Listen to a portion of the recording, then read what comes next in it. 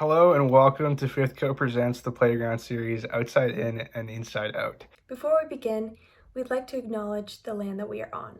All of us on the board here are currently in Kingston. As you're watching this, we'd like to acknowledge we're on the land of the Anishinaabe and Haudenosaunee peoples. We also would like to acknowledge the global situation we find ourselves in, and how lucky we are to be in warm and safe homes. We know the pandemic has affected many in many ways, but Indigenous people in Canada continue to be marginalized and denied access to many of the resources that we know we have.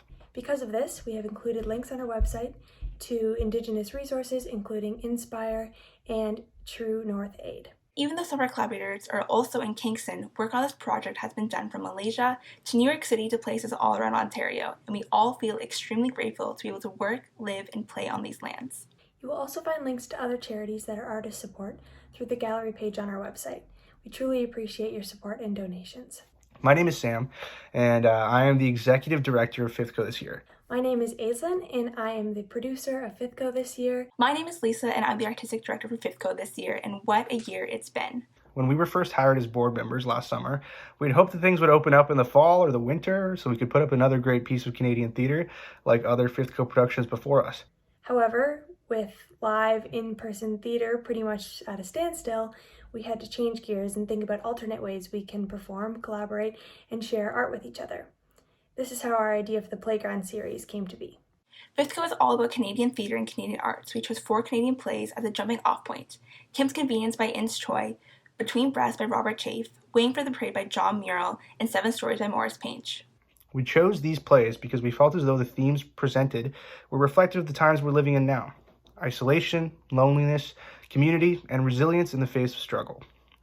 As we presented these themes, we put out a call for student artists of all kinds, musicians, graphic designers, videographers, and poets. We then came across 6 wonderful people who would become our collaborators: Sarah, Anna, Jacob, Katie, Madelena, and Lily. We made 2 groups from this bunch based on their engagement with the themes we presented and their own interests and skills. Jacob, Anna, and Katie focus on presenting escapism through visual media with their piece Mediascapes, a trilogy of escapist ideas. And Sarah, Lily, and Madelena focused on themes of isolation and hope through music and sound with their piece Ride to Nowhere.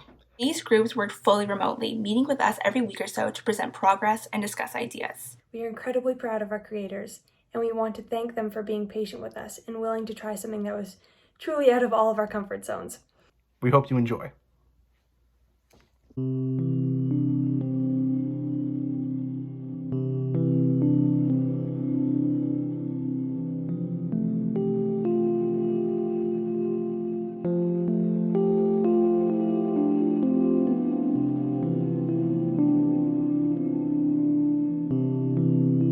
My name is Jacob Ritchie, and I'm a graphic designer on Mediascapes, a trilogy of escapist ideas.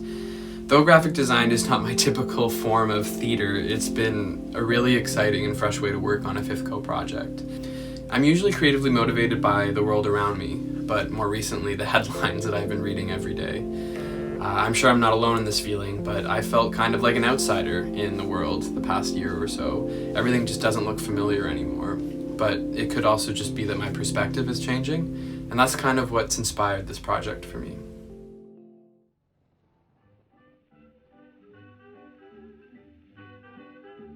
In the 1930s, escapism became a new trend for dealing with the hardships of the Great Depression. Magazines, radio, and film were all aimed at helping people mentally escape from the mass poverty and economic downturn that everyone was experiencing. One such magazine was called Life, which was reborn and gained a lot of popularity during this time. Now, the weekly issues had pictures, but they gave no indication that there was such a thing as a Great Depression. All the pictures were of bathing beauties and ship launches and huge building projects and sport heroes of the American dream. They showed anything and everything but poverty and unemployment. And though this had the positive effect of consciously diverting people from their problems, it also had the negative effect of diverting them from the problems of others. A belief somehow that everything was basically somehow all right. And you can just see that, you can feel that all through the pages of Life. From that point on, we dove into a world of consumerism and division that's led us to today. I'm Walter Mitty. Cheryl Melhoff. Where have you been? Testing the limits of the human spirit. I'd like to climb your hair, test that out.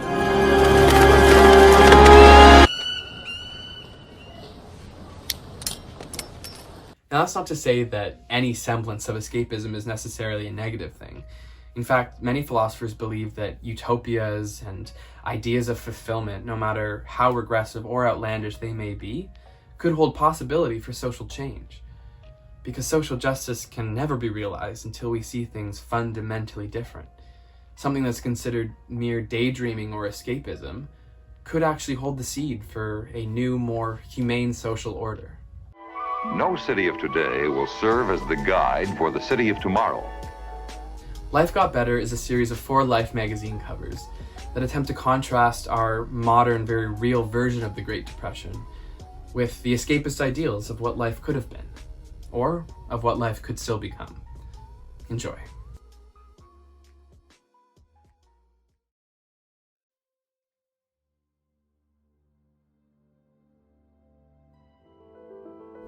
Some people don't understand or believe the climate crisis.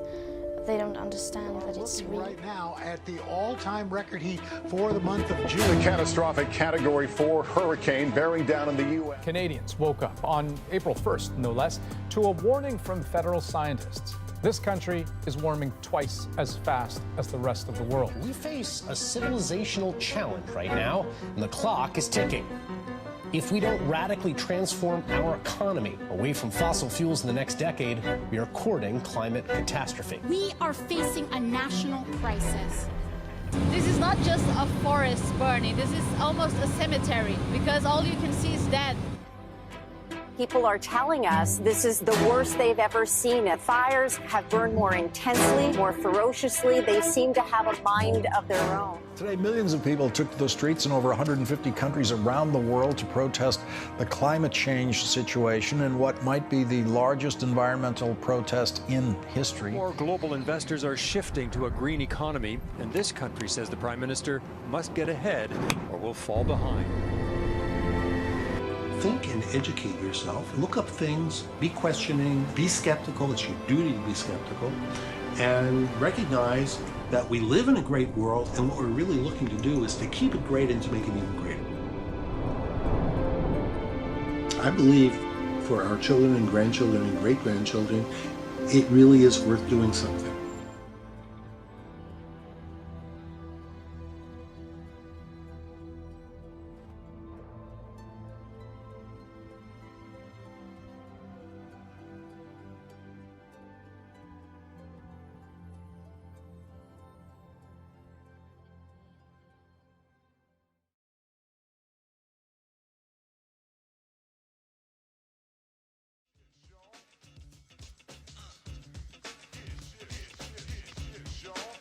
This is something that started with slavery, but it's never diminished over time. They told us we wouldn't get here. Change has come to America. Barack Obama will be inaugurated the 44th US president on January the 20th next year. Tired of my black men and my black women being shot! Is how a man could hold a man down with a knee on his neck for 9 minutes.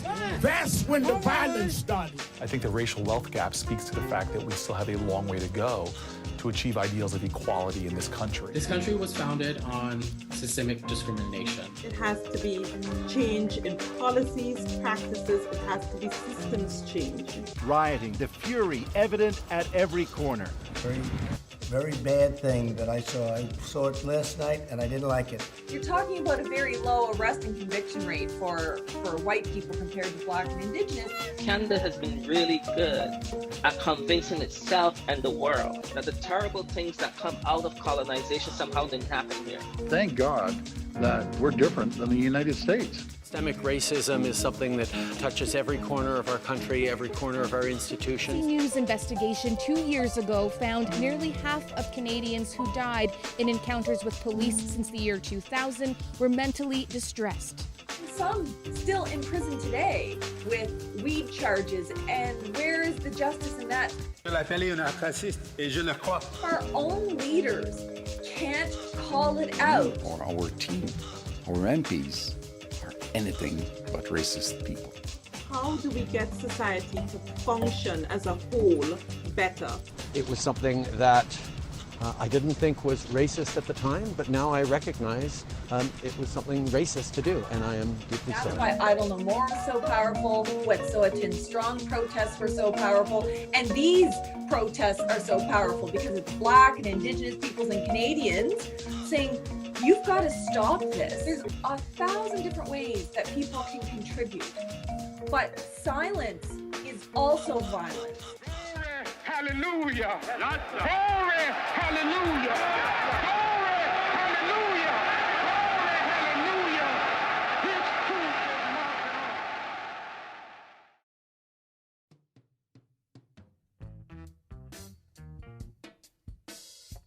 on. Families across the country are just trying to figure out how to put dinner on the table. Thousands of people lined up for hours to get help from a food bank in Texas. This is food insecurity. There's a lot of people hurting out here. You know, a lot of people. Cars, bumper to bumper. People desperate to feed their families. There is some concern this morning about how the food banks across the country will be able to meet the increased demand. In fact, some families in Nunavut are reporting they are skipping meals, Heather, and not just meals, but whole days without eating because they cannot afford the cost of food where they are. 7 out of 10 Nunavut Inuit preschool children are regularly hungry, 25% of them severely so. Everyone who visits a grocery store will notice that prices are going up. 1 in 8 Canadian households faces food insecurity. This little farm in this back end of a forgotten inner city community is playing a role in healing our city. We wanted to provide a space where we can nourish our own produce to give to our community. And today it's a thriving, abundant garden where Black, Indigenous, and people of color can come together. Food assistance is a hand up, not a hand out. The Netherlands has become the world's #2 food exporter. If you want to feed the world in 2050, then the next 40 years we need to produce the same amount of food as we did over the last 8,000 years. The reality is, the real face of hunger looks like you and me.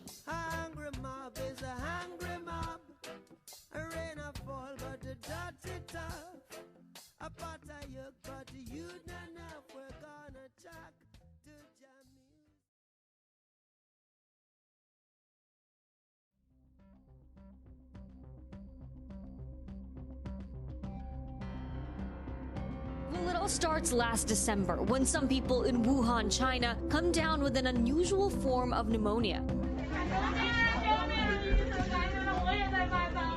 Within days, they closed the suspected source of the virus, this seafood market, and they announced the outbreak. This has pandemic potential. The number of cases is growing quickly in Spain, France, Germany, and the UK tonight.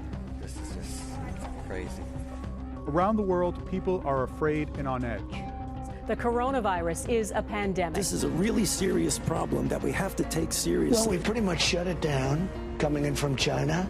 We will be suspending all travel from Europe. 700 passengers go into quarantine. Still focusing on containing, but in case there is further deep community spread, there needs to be a whole different approach. 1, 2, 3. 1. COVID-19 has also revealed some real weaknesses in our global health supply chains. It's called flattening the curve. It's what specialists in infectious disease say has to happen right now. We would recommend that there not be large crowds. We can support you, and we will. Nobody's ever trained for this type of scenario. There's a lot of people that I've known my whole life. My first night, 10 people died. Patient with shortness of breath and fever. It looks like from a nursing home. People need to understand the gravity.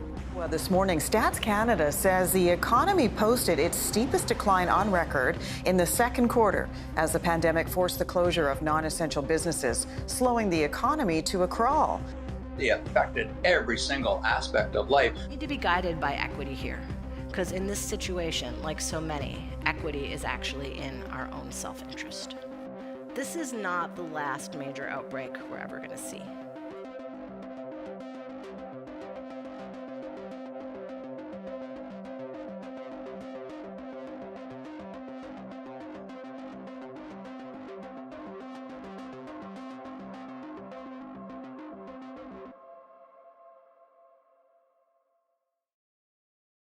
Hi, my name is Anna Reynolds. I'm a 4th year drama English medial student, and my piece for the Playground series is called The Inside is Out.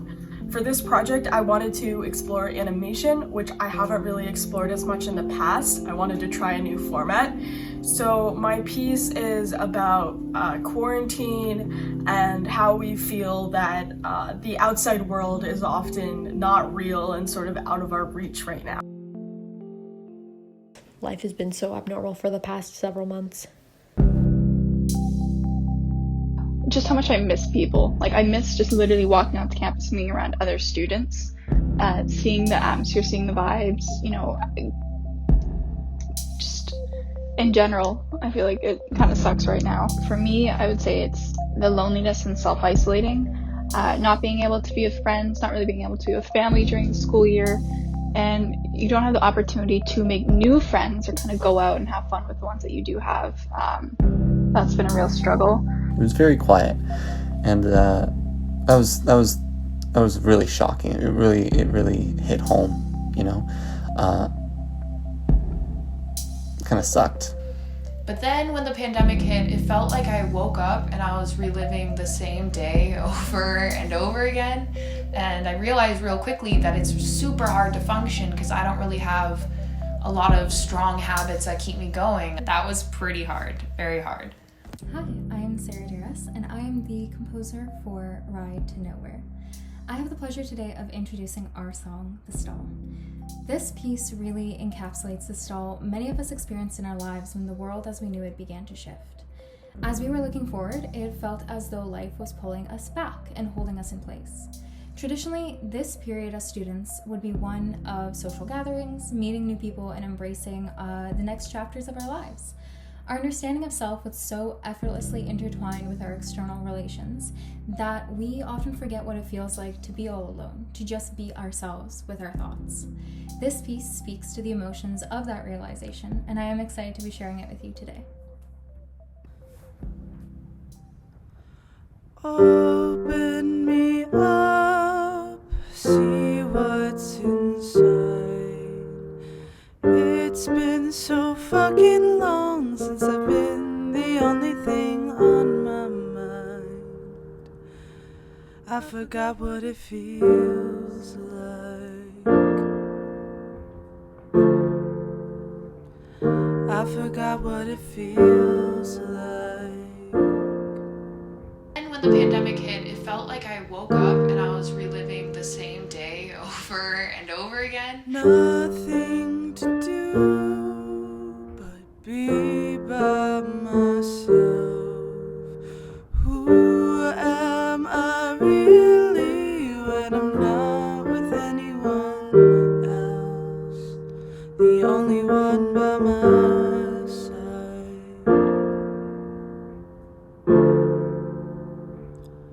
I forgot what it feels like. I learned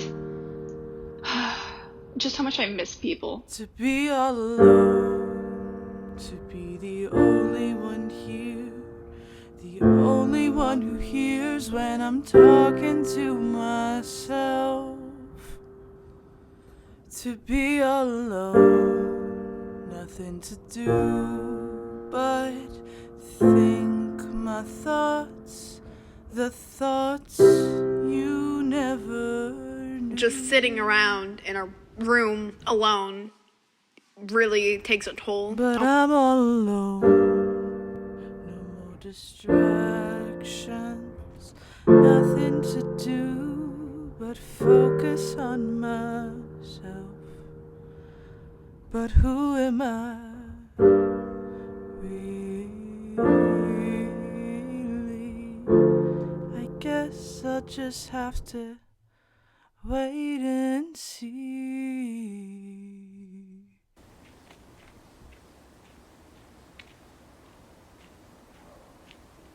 My name is Lily Casey, and I'm one of the collaborators for Ride to Nowhere. This next song is called The Tunnel, and it kind of represents this all-encompassing emotion This feeling of feeling trapped or surrounded by whatever situation you're in.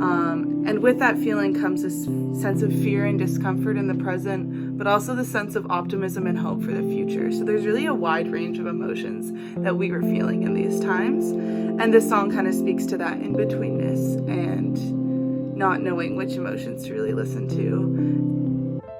I feel like I've lived a full life while doing nothing at all. The world's become so draining, contained in these walls. I don't really know what I'm hoping for, I just want something to give. I feel like I'm angry at everything, and I don't know who to forgive. And I know it'll probably get worse before it gets better, but I have to believe the best is yet to come. Maybe it's the optimist in me, maybe it's the lack of sun.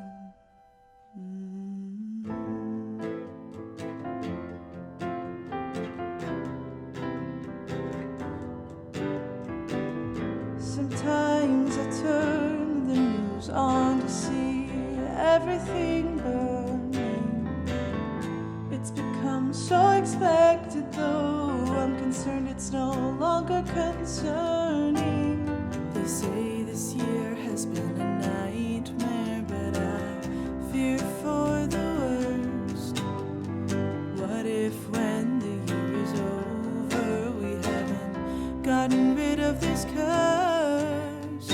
I know it'll probably get worse before it gets better, but I have to believe the best is yet to come. Maybe it's the optimist in me, maybe it's the lack of sun.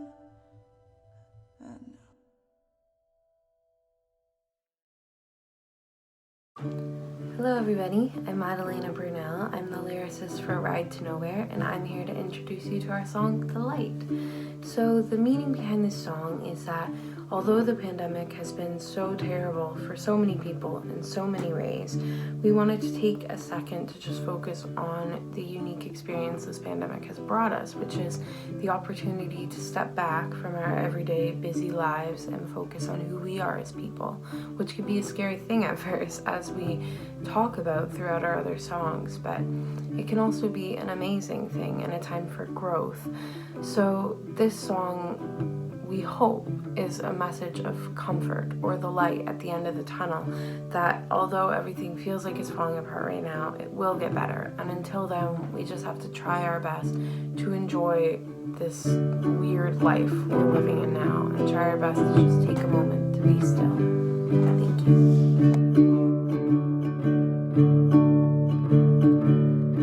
Let's pretend this is fine and try to relax.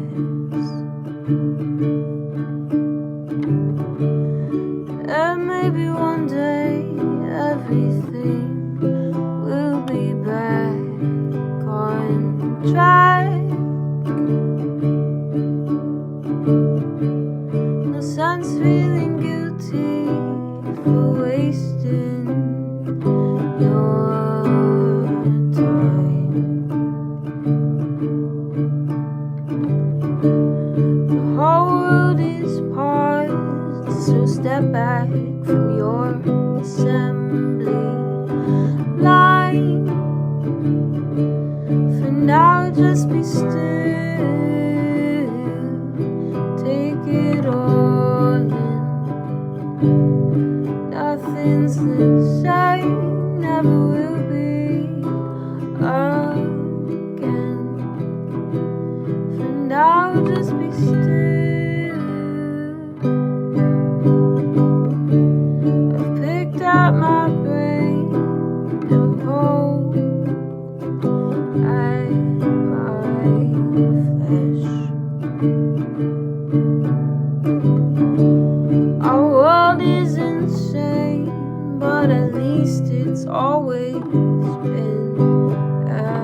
mess. Let that be a comfort, make you feel more secure. For unprecedented times have always had a cure. So for now, just be still. It'll all be okay.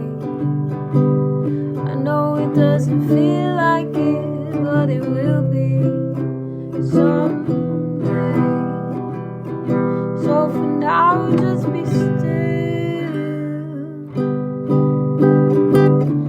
Wanna go back to normal, but to that I say I've never felt normal anyway. Wanna go back to normal, but to that I say I've never felt normal anyway. The world has never been normal anyway.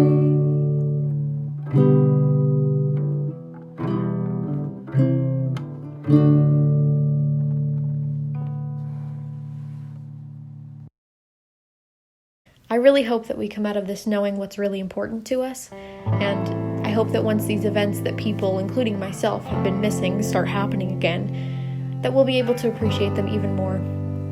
That we either can beat this thing or can get it under control, that things can open again, that malls can open, that fun things, that I can get together with friends again, and just get life back on track and continue to live. The pandemic has taught me a lot more about myself than I thought it would.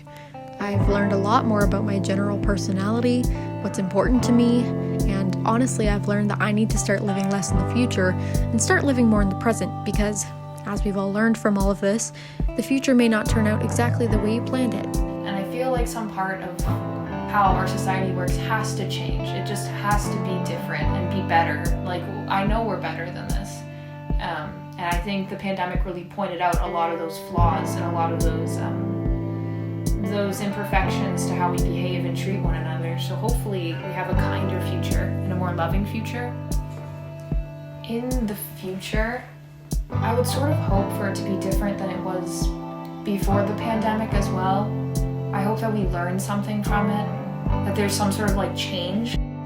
Hi, my name is Katie and I am the creator of The Walls Are Alive, which is a part of the Mediascapes trilogy. So The Walls Are Alive is an exploration of imagination and daydreaming and how we use media as a form of escape, because sometimes it is a lot easier to escape into these imaginary worlds than it is to live in our own.